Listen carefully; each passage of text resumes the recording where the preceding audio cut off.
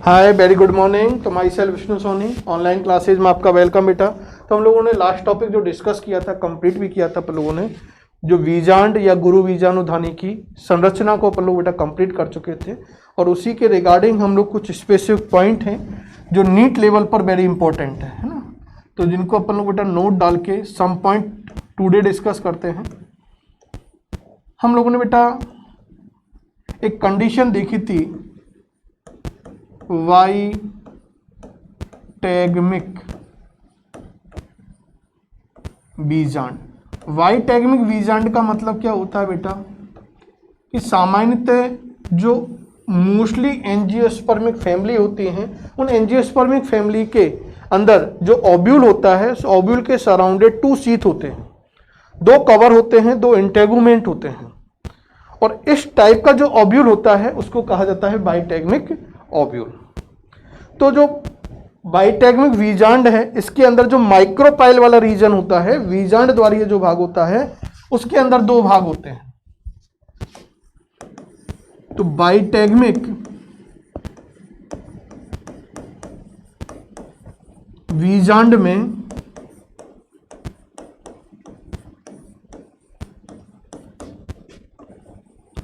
Micropyle के 2 भाग होते हैं, कि 2 भाग होते हैं।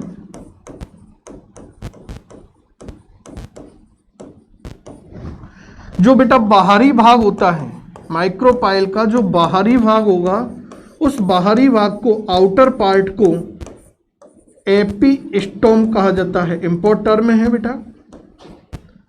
और जो आपके आंतरिक भाग होता है, उस आंतरिक भाग को एंडोस्टोम बोलते हैं।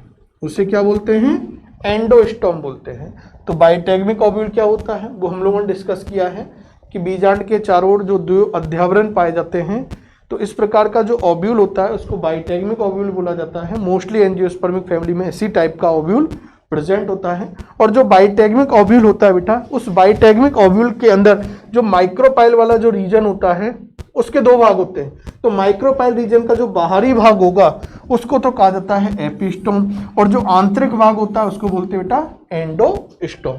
It's clear. आगे हम लोग नेक्स्ट जो डिस्कशन कर रहे हैं वो है सेतुक। एक स्ट्रक्चर होती है बेटा बीजांड पर, सेतुक ऑब्ट्यूरेटर। क्या होती है? तो बेटा ये जो बीजांड है, इस बीजांड का जो फ्यूनिकल वाला भाग होता है या प्लेसेंटा वाला भाग होता है, इस प्लेसेंटा वाले भाग से एक बहुकोशिकीय धागे के समान रोम के सदृश एक रचना उत्पन्न होती है, और इस रचना को कहा जाता है बेटा सेतुक। जब उसका स्ट्रक्चर अपन लोग देखें तो हमें एनाटॉमिकल, इसका जब हम लोग सेक्शन कट करके देखें तो हमें समझाए किस तरह की स्ट्रक्चर ये अपेयर होगी।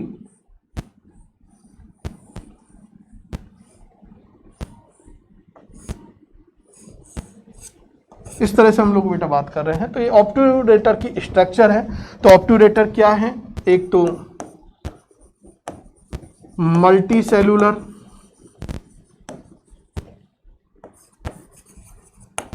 थ्रेड और हेयरी स्ट्रक्चर है। एक यदि ओरिजिन की बेटा बात करें तो इसकी उत्पत्ति, एक तो फ्यूनिकल वाला जो भाग होता है, बीजांड व्रंत वाला जो बीजांड व्रंत वाला भाग है, और एक प्लेसेंटा वाला जो भाग है, इससे होता है। यदि इसके हम लोग बेटा फंक्शन की बात करें, कार्य की बात करें, तो इसका जो मेन फंक्शन होता है सेतुक का, वो सेतुक का मेन फंक्शन क्या है? जो पराग नलिका होती है, उस पराग नलिका को अपनी ओर आकर्षित करना होता है, और उसको बीजांड द्वारीय सिरे की ओर क्या करना होता है? निर्देशित करना होता है, डायरेक्टेड करना होता है। तो पहला कार्य पराग नलिका के आकर्षण में सहायक, आकर्षण में हेल्पफुल होता है, अट्रैक्शन में। और दूसरा इसका जो इंपॉर्टेंट फंक्शन होता है बेटा वो क्या है?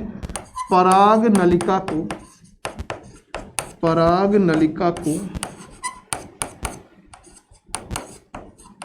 बीजांड द्वार की ओर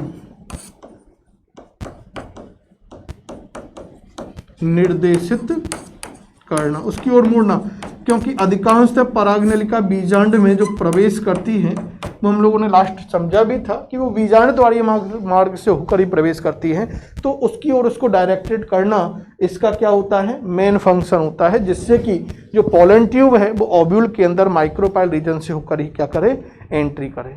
तो ये हम लोगों ने बेटा आज टुडे ओव्यूल से रिलेटेड सम टर्में डिस्कस की हैं, इनको आप लोगों को रिमाइंड रखना है। और यदि हम लोग ऑब्ट्यूरेटर के एग्जाम्पल की भी बात करें तो एक तो अकेंथेसी फैमिली,